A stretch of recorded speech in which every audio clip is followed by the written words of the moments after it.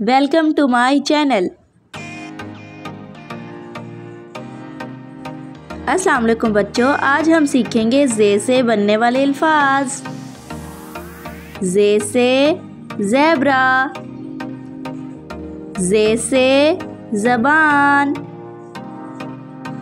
ज़े से ज़राफ़ा, ज़े से ज़ंजीर,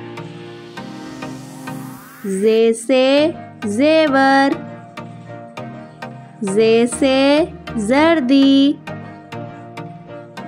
ज़े से ज़मीन, ज़े से ज़ैतून। Thanks for watching my videos. अगर आपको हमारे वीडियोस पसंद आ रहे हैं तो इन्हें लाइक करें, शेयर करें और सब्सक्राइब करें। मिलते हैं नेक्स्ट वीडियो में, तब तक के लिए अल्लाह हाफिज़।